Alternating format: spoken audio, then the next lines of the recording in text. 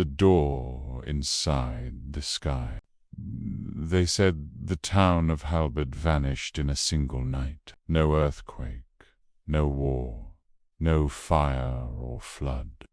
Just gone. It once sat on the edge of the Salt Hollow Mountains, a mining village turned research outpost. The locals whispered about strange lights, about how the stars above Halberd flickered differently, how dreams there felt thicker. After 1971, all that remained was a collapsed chapel and a cratered valley where even moss refused to grow. But it didn't stay buried forever. Dr. Elia Keene wasn't a believer in ghost stories. A tenured astrophysicist, she had spent her life chasing gravitational anomalies, often at the expense of her reputation. When she uncovered a declassified satellite scan showing a geometric distortion in the atmosphere above Halberd's ruin, she packed her equipment, ignored the warnings, and set out alone. She arrived beneath a dull sky, stars hidden behind a sheet of unmoving gray. The air was dead still. Her Geiger counter started to life, before falling silent again. Something here existed between moments. She could feel it vibrating behind her teeth. She pitched her tent near the collapsed chapel, now more bone than stone. That night she dreamed of vertical rain, not falling from the sky, but rising into it, as if the heavens were sucking the world upward. A sound like chimes spun backward filled her ears, and above her, impossibly far, yet skin-close, was a door. It hung open in the stars, and something moved behind it. A sky that watches on the third night. The door came closer. Not literally, not in any way the rational world would accept, but in weight. The air pressed down on her instruments, carefully tuned to measure light curvature and air density. All blinked nonsense. Inverted temperature gradient, localized gravity wells, pressure spikes with no source. Each night she dreamed of the door. Each time it opened wider. Inside it was not blackness, but a color her mind couldn't process. Something that twisted inside itself, like a scream painted onto velvet. She would wake with tears down her face, hands trembling, chest aching, as if something had tried to breathe through her. She began to hear voices, not in the wind or the trees, but in her own reflections. A camera lens clicked back when she wasn't recording. Her shadow didn't match her movements. Then came the journal, path, buried under broken pews. She found it wrapped in scorched cloth. It was older than any surviving report claimed. The pages had no ink, but glowed faintly in moonlight. Diagrams filled each page. Impossible geometry.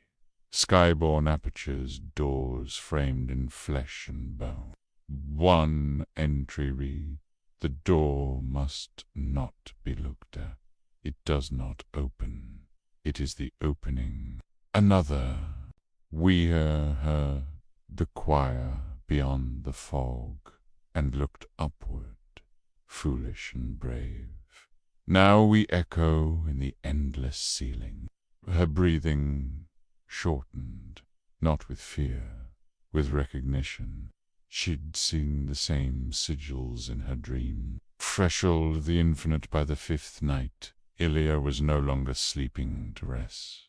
She slept to return. The dreams became longer, more detailed. Or perhaps they weren't dreams at all. She walked on the inside curve of the sky, her steps forming echoes that reached backward in time. Shapes gathered around the edges of the door, not alive but aware. They pulsed in rhythms older than stars. Prut. Some more masks of people, she remembered. A professor, a long-dead friend, her own mother. But all of them watched her with hollow longing. She asked them what was beyond. They showed her.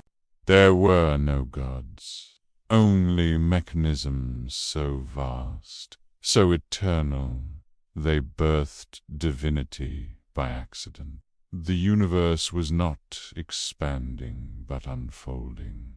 Every star was a nerve, every black hole a thought. Baz, and the door, the one above Halberd, was a scar, a crack, a place where the folds had failed. She awoke with her eyes bleeding.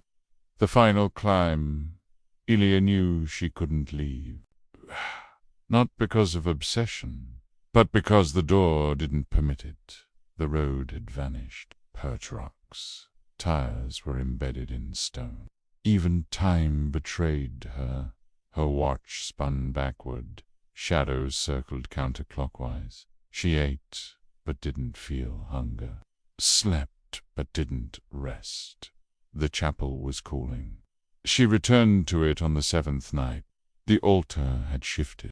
Above it, instead of a crucifix or window, there was now a spiral of black stone. Perfect. Humming faintly.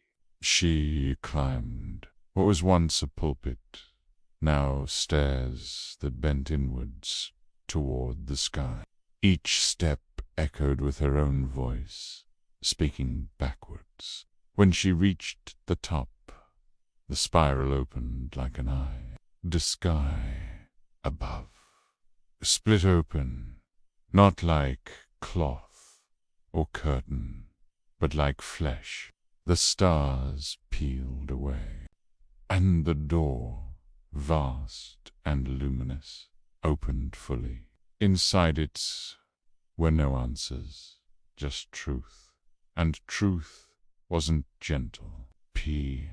It showed her the memory of every atom she had ever touched, bled her across time. She was born, lived, died, and repeated. In caves, in cities, on distant planets. Every version of her stood side by side, staring upward, and the door watched them all. Observer remains. We do not know what happened to Dr. Elia Keene. Weeks later, hikers found her tent empty. Her cameras were melted. The journal remained, though it was now blank. Only one note remained scratched into the soil behind the chapel with a finger bone. The sky is not above us. It is around us. We are inside the watching. Above the ruins, satellites recorded a new anomaly. A small circle of stars spun slowly out of sync with the rest of the night sky, like a lid turning or a door opening